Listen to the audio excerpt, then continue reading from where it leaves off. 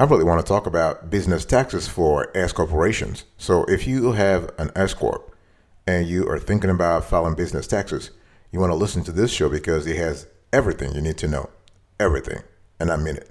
Don't you go anywhere. You're going to love today's conversation. I guarantee it.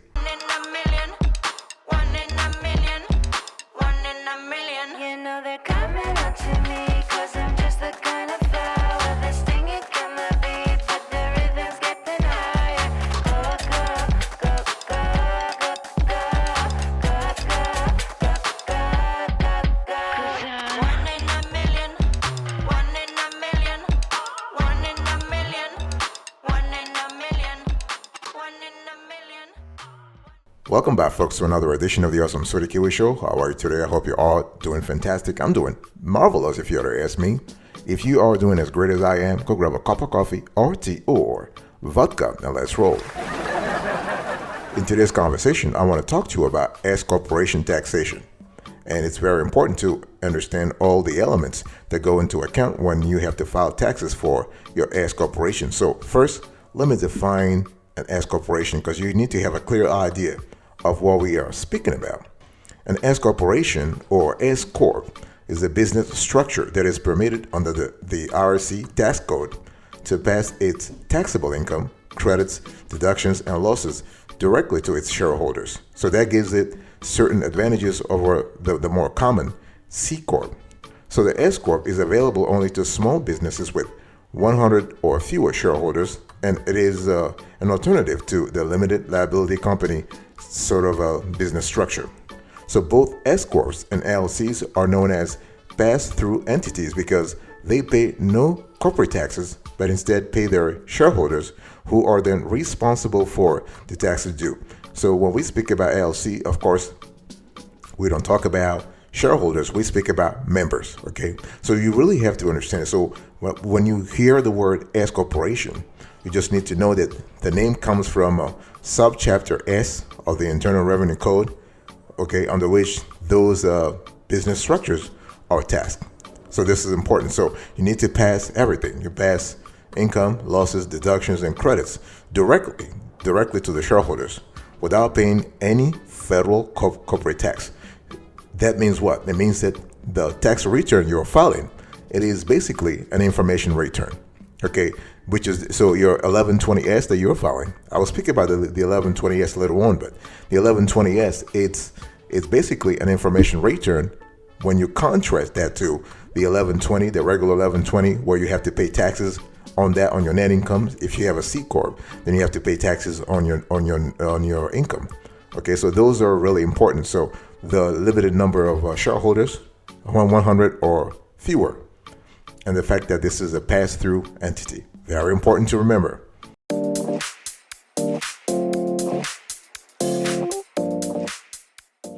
One thing I want to say before going to talking about the pros and cons of S corporation is that partnerships, corporations, and non-resident aliens cannot qualify as eligible shareholders. This is very important to know.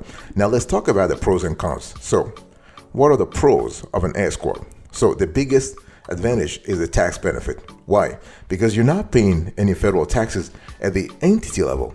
This is kind of cool because if you're making a lot of cash, then you know that you are passing those taxes. You're passing that income. You're transferring the income from the business entity to your personal taxes. And if you have, let's say you have a favorable, quote unquote, favorable family situation, you can actually benefit. In other words, if you have, let's say you have a lot of dependents, okay, so you have a lot of credits and deductions that you need to write off at the personal level. This is really good. So first advantage, the tax can actually is not paid at the entity level, but also but only at the personal level. S corporation shareholders can be company employees. They can earn salaries and receive corporate dividends that are tax-free if the distribution does not exceed their stock basis. Okay, if dividends exceed a shareholder's stock basis, the excess is taxed at capital gains, but these are taxed at a lower rate than ordinary income. Okay, so when we speak about capital gains, we're speaking about what? 10, 15, 20%, which is way lower than the ordinary income, which is taxed around what? The maximum is 38%. So you can see this. So this is really important. So Tax benefits also: no or lesser corporate and self-employment tax for owner, no double taxation for shareholders. Okay, you have protection of incorporation, so you have limited liability, transfer of interest too, and you also have some kind of prestige and credibility. What about the cons here?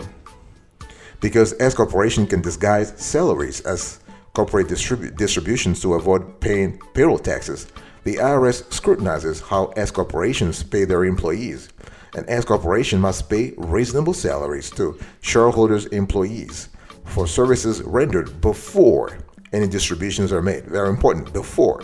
So when it comes to making those distributions to stakeholders, the S corporation must allocate profits and losses based strictly on the percentage of ownership or number of shares that each individual holds. Very important, okay? So on very rare occasions, the IRS may terminate an S corporation's subchapter S status if an S corp either doesn't properly allocate profits and losses or makes any non-compliance moves, such as mistakes in an election, consent, notification, stock ownership, or filing requirements. So what I want to say here is that the cons of S corporations revolve around the cost of incorporation, the complex compliance rules, and potentially growth inhibiting qualifications to maintain status. Okay, I'm not even mentioning the fact that partnerships, corporations, and non-resident aliens cannot qualify as eligible shareholders. This could be a predicament for some S corporations.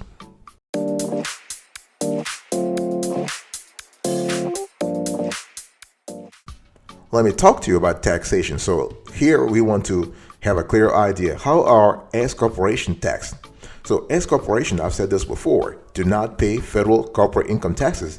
So there is not really an S corporation tax rate, although they may be taxed at the state level, because depending on the state where you are incorporated, you need to actually call the Secretary of State office or the Department of Taxation and ask for more information about that. Okay, so rather the company's individual shareholders split up the income or losses among each other and report it on their own personal tax returns. Very important. So there's no double taxation here. We have a pass-through taxation. Okay, unlike regular corporations, C corporations, this lets S corporation avoid what I just said, double taxation. Okay, so double taxation refers to what? It refers to the process whereby income earned by a regular corporation is technically taxed twice, right? So when the corporation earns income, so you have on the income statement, you have income before taxes, and income after taxes. So that's the first time that the corporation is taxed.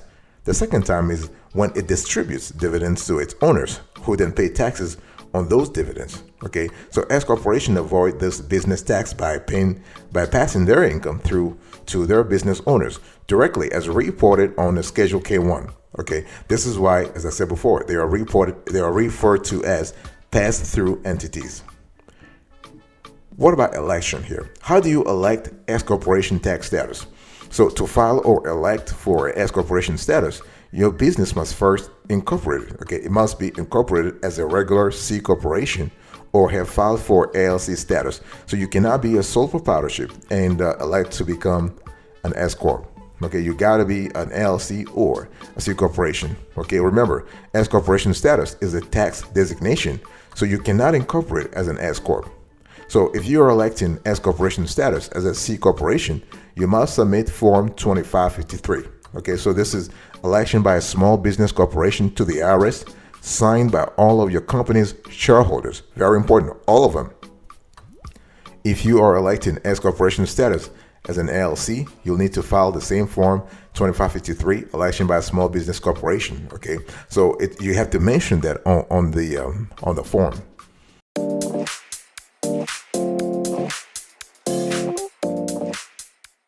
What about filing taxes? So how do you file your taxes as an S corp? Very important question. Now, the form I want you to remember right now is Form 1120S.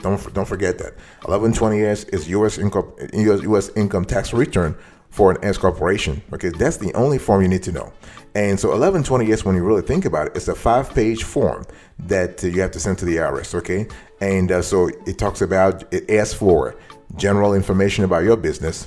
including your date of incorporation and the date you elected S corporation status. Remember, there is no business structure called S corporation. It's a purely tax structure. Okay, you have to mention your business activity code and your EIN, your employer identification number. You have to put a profit and loss statement and a balance sheet for your business. So income statement and balance sheet, and information about any payments you made to independent contractors totaling at least $600 for the year. And you have to file Form 1099 NEC. So where's not NEC, 1099 miscellaneous. Okay, very important. So to actually file your Form 1120S, you have to have your paperwork, very important. And so the filing deadline is March 15, 2022. Actually, if we're talking about this year, yeah, but every year it's the same deadline, March 15, unless that 15 falls on a weekend, then it has to be the next business day. Okay, unless you have applied for an extension, very important. You can file the form electronically or mail it to the IRS.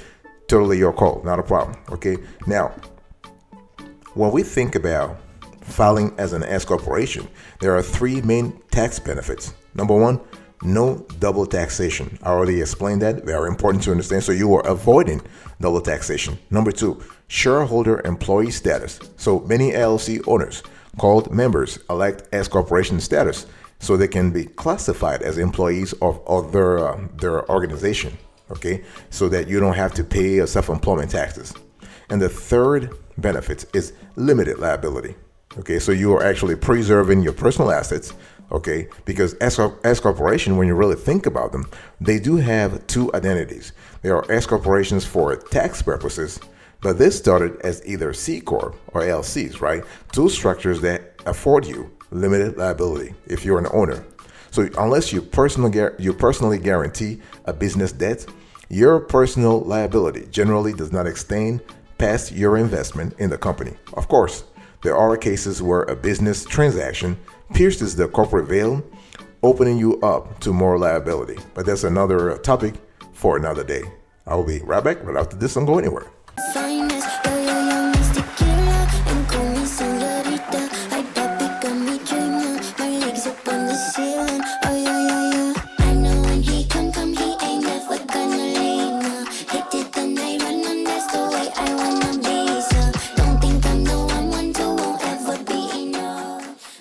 Welcome back, folks, to another session of the Awesome Sweetie Kiwi Show. We are still having an interesting conversation about business taxes for S Corps. Okay, now I want to really quickly talk about compliance here because it's important. Remember, you need to file your deadline for filing S corporation taxes is what? March 15th. I just said that. Okay, and you can also apply for a 6-month extension by filing Form 7004, and you can file both forms. In other words, the 1120S and the 7004. You can file those forms electronically or by mail. The thing is, you have to understand, S corporations demand tons of compliance, and the IRS scrutinizes all those forms and just to make sure that you are actually following you are abiding by the rules. Okay, and one thing that's very important also to remember is that watch out for different state rules. If you are in a state right now where you probably just you don't have to pay taxes on your corporation, you're fine. But what if your company, what if your S Corp operates in more than one state? Then it becomes a little problematic. And if that's the case, I want you to really actually enlist the help of a CPA, a certified public accountant, an EA enrolled agent, or a tax attorney to kind of help you out, because you need help. Okay, the more states you operate in, you need to really understand that, hey, listen, you want to have the expertise of someone who is acquainted, who knows the rules properly. Okay, and that will be really, really good for you, so that you don't make mistakes, so that you can actually file Form 1120S on time. Because see, when we talk about filing Form 1120S at the federal level, it's very easy, right? You just have to fill out the form. You have to put your income statement. You have to put your balance sheet, your statement of cash flows, talk about liquidity, talk about credits, deductions, and so on and so forth. But at the state level, if the state has income tax for S corporations, you got to understand the form. You have to make sure that you actually understand the form. And as I just said, if you you operate in a diversity of states, then you need to have a holistic view of doing things, okay?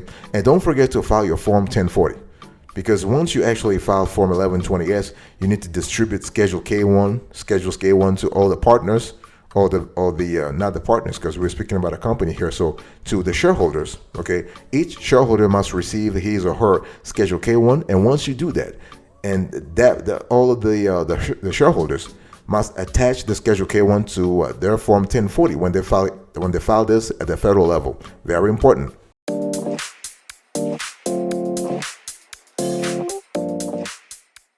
Before I close today's conversation, I really want to do a comparative analysis between S Corporation, LLC, and C Corp.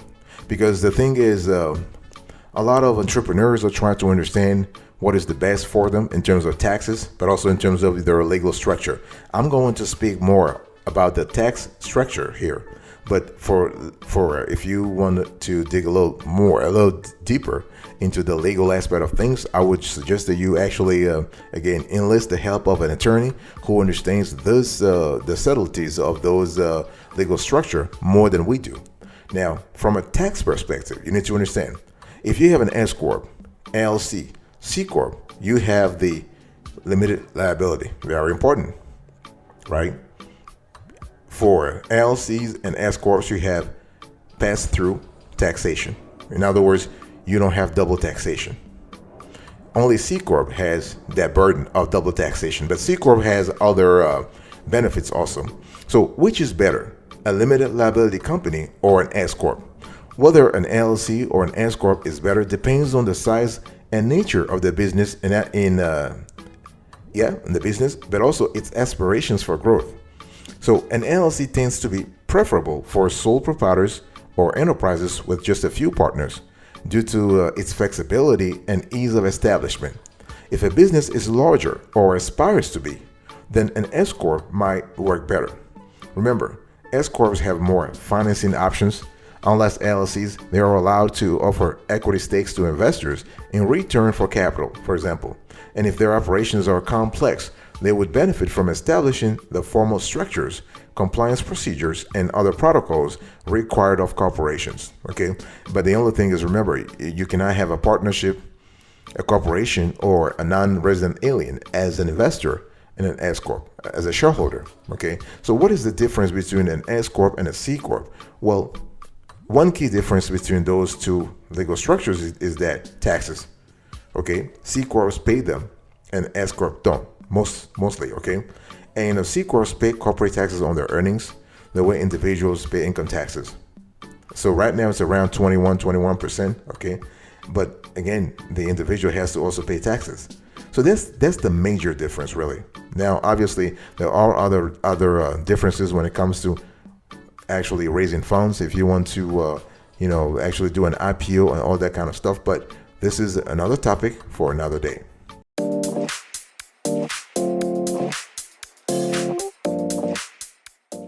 Thank you so much for your attention. I really appreciate it. In today's conversation, I was talking to you about business taxes for S Corporation, and I gave a definition of this legal structure. I gave you the pros and cons, the taxation structure, the election, how to elect for that kind of company structure, and I spoke about filing taxes, the compliance requirements of that, and to close it all, I spoke about the difference between an S corporation, an LLC, and a C corporation.